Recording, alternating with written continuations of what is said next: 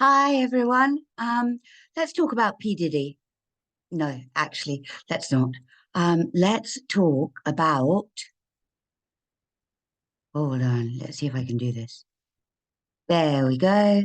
Let's talk about the United Nations Pact for the Future, Global Digital Compact, and Declaration on Future Generations. Now, I think by now all of us are aware that this was agreed over the weekend, and nobody was aware beforehand that it was going to be agreed. There were a few diversionary and distraction tactics used to good effect by the mainstream media. Anyway, we've all kind of heard, I imagine, people talking about the possible implications of this document, but I do think it's important always to go to the document and just have a quick look yourself or with me, just so that you really have some hands-on experience of what you're talking about if you're trying to explain it to somebody else. So just to give people a starting point, if this is not your sort of specialist subject, which it's not mine. I've learned from people who are very, very much more knowledgeable about it than I am. But anyway, everybody's got to keep talking, so including me. So you're stuck with it. So think of the United Nations and then think of their Sustainable Development Goals. If you haven't heard that before, you might have heard SDGs. And if you haven't heard any of that before, what it is 17 goals that the United Nations have come up with that everybody who is a member of the United Nations, which is like 196 countries, agrees to work towards. So these goals are things like ending poverty and ending hunger, because obviously if you don't end poverty, if you end poverty, then you haven't ended hunger and you still need to do that. But anyway, they're goals that in a broad sense, people would read and generally agree are good ideas. The reason that they are not good ideas is that, and lots of people who are involved in bringing them to fruition are really good people who really believe that they're doing the best for humanity. And the only reason that they have kind of stumbled is because they are not thinking about the bigger picture. And so when you go into the workplace as, an ordinary person and you go in and you think, oh, I'm going to seize this opportunity to be a copywriter or an advertiser or a financier or, just anything working in a shop. And what happens is you realize over time that this job has very little soul. What you're there for is to make money for somebody else. And that is what your job is about. And with the United Nations, I think a lot of people do eventually come to the conclusion and realize that there is a bigger picture and they're just a cog in the wheel of it. But when they start, they really mean well. So this is not to say that everybody who's involved in this is in any way aware that this is what the bigger picture is. But the bigger picture is thus. Sustainable development goals, think of them as targets and then go back to my, analogy of business. Now, think of targets as something that, a company puts in place so that you can measure progress. So that means that you need to measure where you are and then over, periods of time, you measure how much progress has been made. And infrastructure and money goes into measuring where you are, and then it also goes into the updates and the comparison that's made afterwards. So this is a kind of business approach to life and to the world, and the way that it's done is you measure, you monitor, and then you can monetize the data that you get from it. So now I'm going to take an example for you that I hope makes some sort of sense. The world is not a business. The world is a home. Yeah, it's a home. And the reason that you don't measure and monitor and monetize every aspect of what happens in your home is because that would feel to everybody who wasn't at the top of the pecking order like a tyranny. Because if you were watching everything that everyone was doing and you had a starting bar and ending bar for absolutely every task in the house. So, for instance, if you had smart meters in your home and they were letting everybody know how often the fridge was opened or how much electricity was used, whether the kettle was boiled however many times, how many showers and how long they were, all of those things contribute to tyranny, because there's always going to be somebody in the household who utilizes that information to subjugate the other people. I don't know why it happens. It's human nature. So it's a really, really bad idea. And the world is not a business, it is a home. So we shouldn't measure and monitor and monetize everything. You also have to think, I lived in Kenya and Papua New Guinea and a lot of developing countries while I was growing up, and then later on as an adult as well, intermittently. And there's real poverty, true poverty, the likes of that you don't see in the Western world. And it's if you go to a community and you see that what they need is irrigation or what they need is a well, you don't need to measure where they are in order to know that that is what they need. They need drinking water or they need water for their crops to grow. You, what you need to do is put the well in and spend the money putting the well in. You don't need to measure where you are in any way. But what could be done is people could say, well, how dehydrated are the local children, and within a radius of where we're going to put the well, how much less dehydrated could we make them? And in order to make that assessment and various other ones to do with radius and water, we'll just bring them in, and we'll do some sort of health screening check, and we'll get lots of information about them, and then we'll do the same again, this intrusive information in a year's time, and the people will go for it because they need the water. But all sorts of information could be gathered about them that really is irrelevant to the problem. The problem is that they need a well, and there's money in the pot, so let's just put a well in. You then also don't need to monitor the progress. It's obvious the progress. There wasn't a well and now there is a well. Hooray, let's move on to the next project. We don't need to be spending our money on all of this bureaucracy. So the 17 sort of sustainable development goals are problematic because they are targets, they are business targets that are there for a reason, so that the world and everything in it and every action taken can be measured and monitored and monetized. The other aspect of that I just haven't touched on too much is that monitoring. To know whether progress has been made, you need a camera. And we don't always need a camera, but they will use cameras, satellites everywhere, digital connectivity everywhere. They're not doing that because they're really, really nice and they want everyone to have internet. They're doing that because they want to be able to monitor everything. And whether or not the intention originally is to use, or at least by some of the people who are participating in it, to use that monitoring capacity to turn it on the people, there has been no time in history where potential power has been available to people who are in positions of power and they haven't utilized it. And if you've got surveillance, that is utilized for control.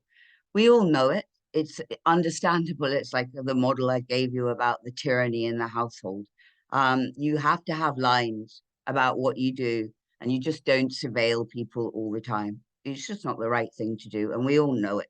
So that's why these 17 sustainable development goals are a problem. Now, this Pact for the Future is the United Nations attempt to reinvigorate this Agenda 2030, because really wonderfully, and I'll show you in a moment, they are actually failing left, right, and center to achieve the agreements that they made for the Agenda 2030 and the timeframes. What they're hoping to do now then is accelerate everything, to achieve those targets, which we'll talk about in a minute. But they are starting on the back foot, which is all more credit to everybody. I know that partially it's credit to people just being, unable to get things done. Can't think of the word, but it's not necessary that this is my son and this is my son's friend, and they're going to say hello and hi, and this is Fergus. Come and say hello, and then scram. Okay, love you both, but I'm doing something. Okay, so the Pact for the Future. This is the United Nations effort to reinvigorate everybody's commitment to the Sustainable Development Goals, and the that's what I was saying. The indicators are that nobody is hitting these targets, partly because they are ridiculous targets. Net zero is all about, reducing our carbon dioxide output, and everybody knows that, we breathe out carbon dioxide, and the plants and the trees use it to turn it into oxygen, and that we have greater biodiversity now than we have ever had before, and that in fact, with regards to the climate, we have as much cooling in our actual everyday experience as we do warming. But it's of course very difficult to know what is going on with the climate because it is all being engineered at the moment. It's not a conspiracy theory. It's annoying for people to say that it is, because we are past the point where that is an acceptable way to look at the sky, which is full of lines, white lines, and in any way pretend that that's ordinary. There's something wrong with that. Anyway, so here we are with the Pact for the Future. And you have done better than a lot of people, because at least you have actually looked at it. There you go. That's the beginning of it. And then there's all the contents. And here we are. So I'm going to read a little bit of it just so that we've done that. We, the heads of state and government, representing the peoples of the world, have gathered at United Nations headquarters to protect the needs and interests of present and future generations through the actions in this pact for the future. We are at a time of profound global transformation.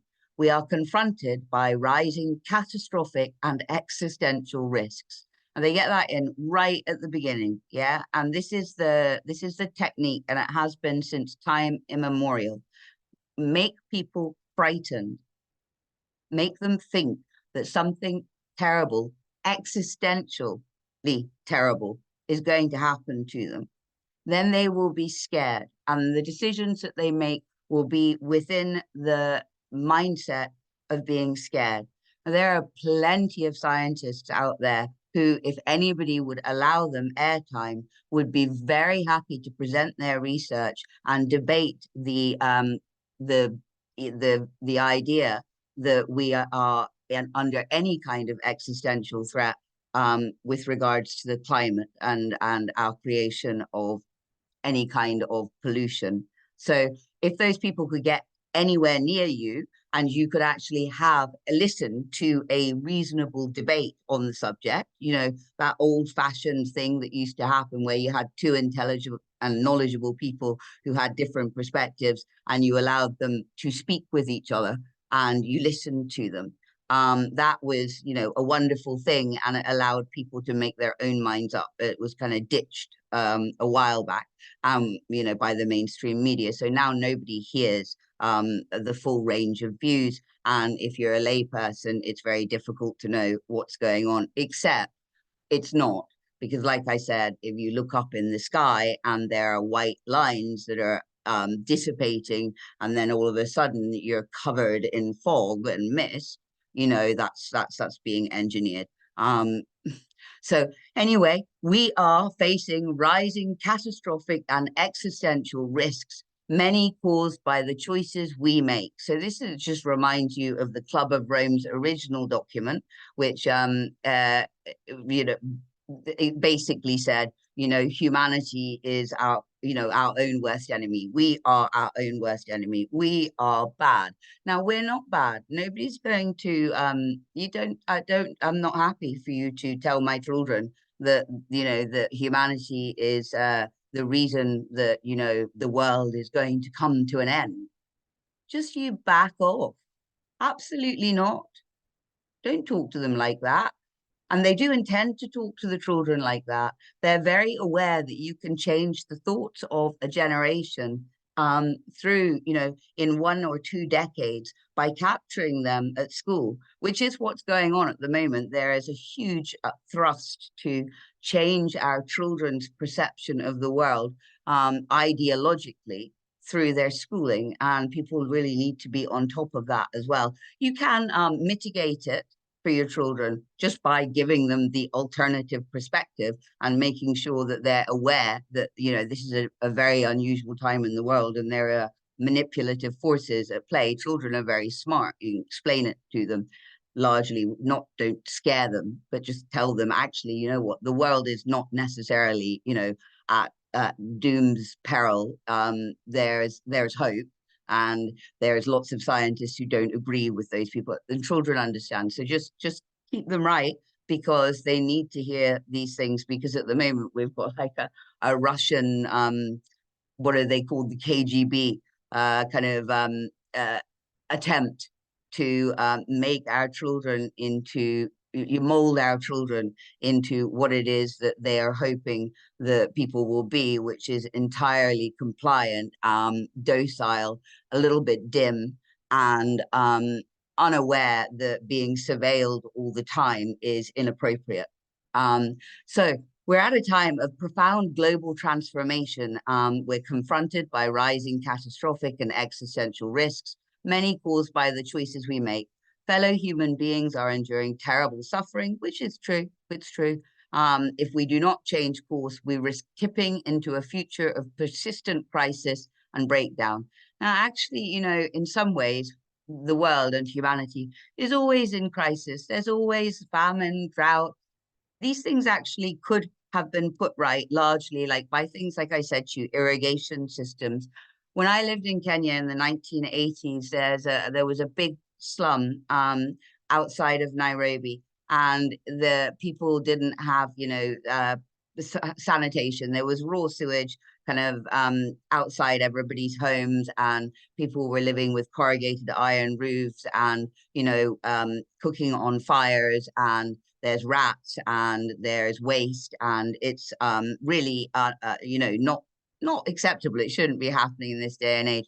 Now that slum is still there. It's just as big, probably bigger.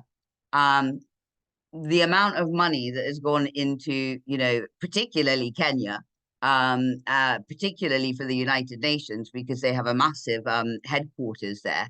The fact that that slum still exists, that's a choice. That's a choice. If they wanted to fix that, they could have fixed that a long time ago. Plenty of money has gone that way.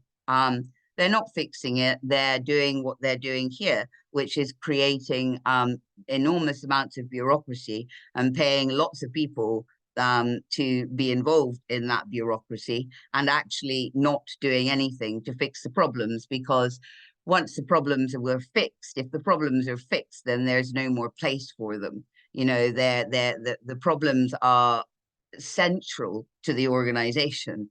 They don't actually have any intention of fixing any of these problems. So yes, there is suffering in the world, but it's because we put money, or philanthropists put money into money-making schemes, and money-making schemes, rely upon there being a client, or there being a product, or there being, something that is going wrong that needs to be fixed, and so that it can't be solved. So we can end suffering in the world, but not like this. This is not going to work. This is not the way to do it. And we are also not necessarily, and I mean, I could be proved wrong, and if I'm proved wrong, then it will be fairly final and fairly obvious. But we're not necessarily under any kind of existential threat. Oh yeah, and the Club of Rome. They've said all this. They've been saying all this stuff for years and years and years. Through the actions we take today, we resolve to set ourselves on that path, striving for a world that is safe, peaceful, just, equal, inclusive, sustainable, and prosperous. A world in which well-being, security, and dignity and a healthy planet are assured for all humanity. This will require a recommitment to international cooperation based on respect for international law, without which we can neither manage the risks nor seize the opportunities that we face. This is not an option, but a necessity. Our challenges are deeply interconnected and far exceed the capacity of any single state alone.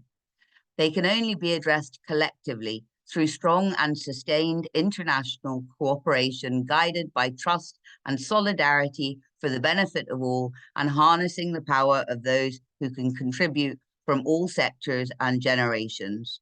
We recognize that multilateral systems and its institutions, with the United Nations and its charter at the center, must be strengthened to keep pace with a changing world.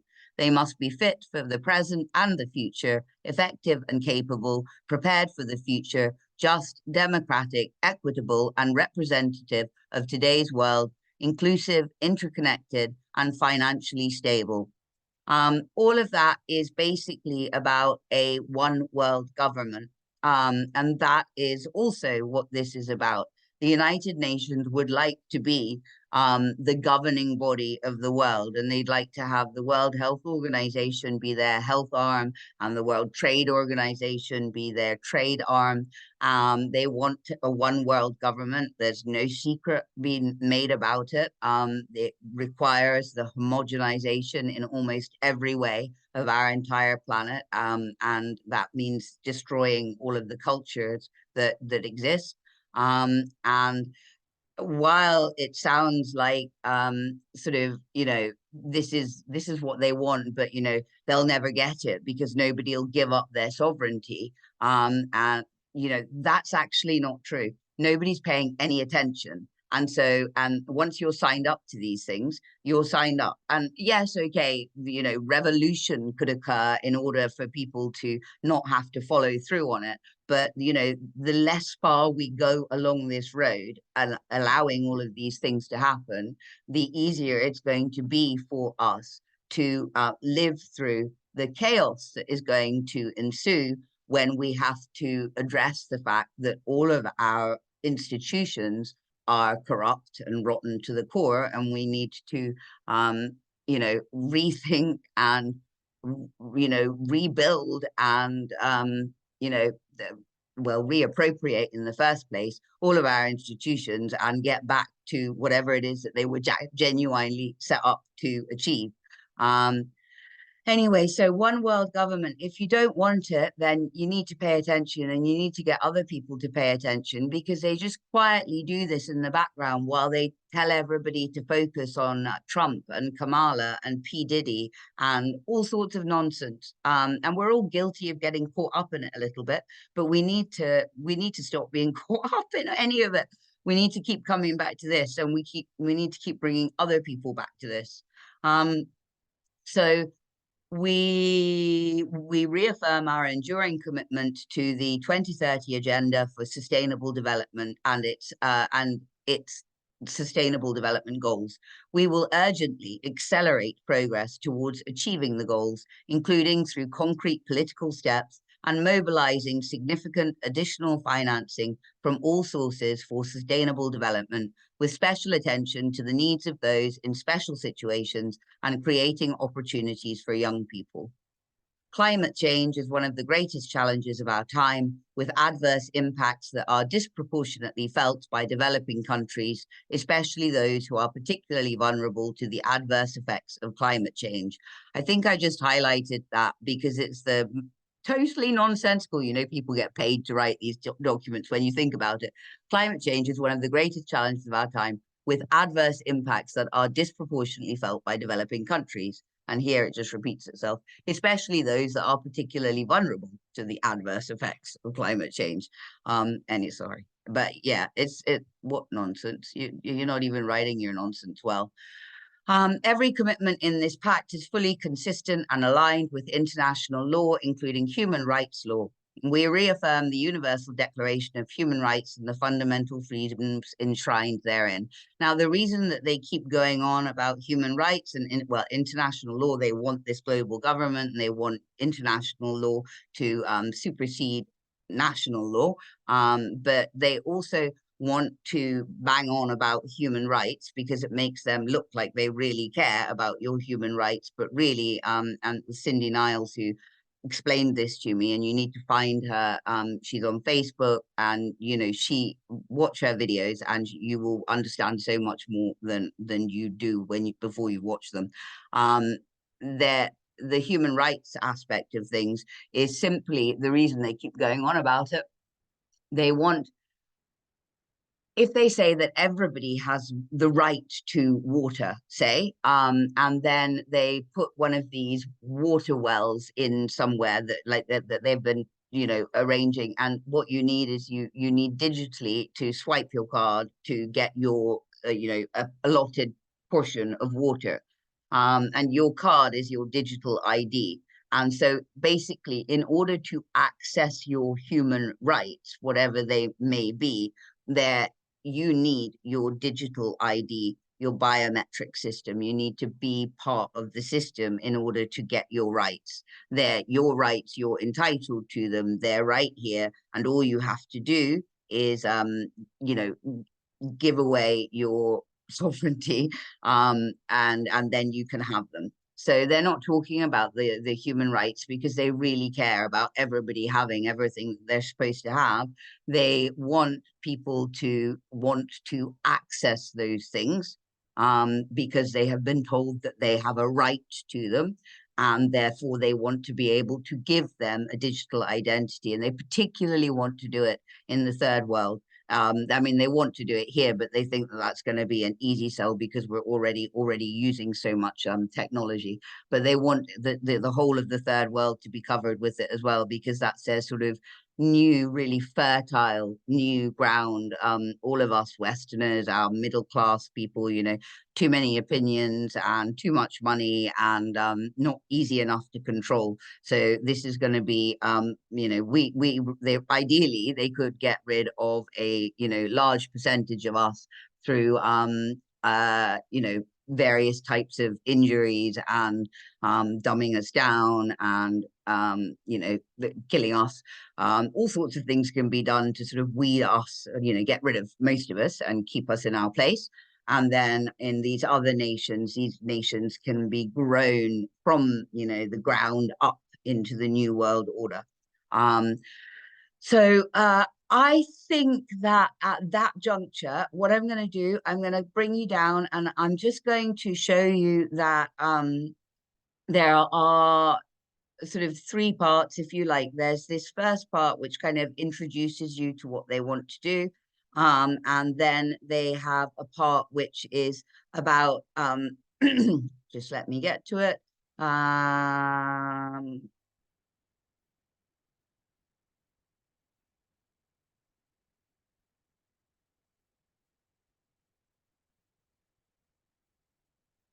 I'm so sorry.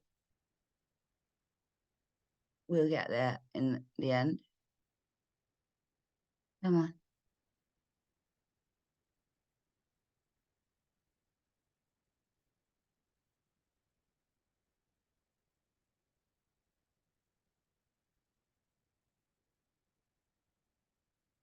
Right, the Global Digital Compact. I'm sorry that took me a wee while. I couldn't remember the exact words for the title, so I didn't want to say it until I had actually found it. This is really focused on, like I said, making sure that everybody has internet access so that they can surveil you all. So it's really it's all about, they want to surveil you all, they want to get everybody's data, they want to have information on everybody so that should they need to squeeze them, they have the means to understand which way would be the best way to do it. And then they have a declaration for future generations, which is the third part of this. And the declaration for future generations is really just about what I said, which is getting in amongst the youth of today and influencing the way that they think, taking away all the, the two sides to every story kind of thing, and taking away all sorts of context so that they can guide them, and turn them into the kind of people that the new world order would like to have as citizens, global citizens. So I did read you a bit of that. I didn't read you much of it because I decided to explain how I felt and paraphrase a little bit. But what we have done is you have looked at it, you've seen the document, you now know that you can find it. I have sort of explained what my take of it is, and I've read you a couple of excerpts from it. Now it's up to you. You find it for yourself and see what you think of it. Talk about it. You need to talk about it, guys, and you need to share information about it. I know you're all doing your best, and that's all any of us can do. But yeah, I hope this helps, or it maybe re-inspires people to make an effort to try. And I will come back to you again as soon as I can with some other offering to try and help us save ourselves from the potential tyranny of technocracy. We know it's time. We really need to make an effort now. So thank you very much for your attention. I love you all, and I am not even sure where the stop button is anymore because they've updated Zoom. I think this is it. Okay, I love you. Goodbye.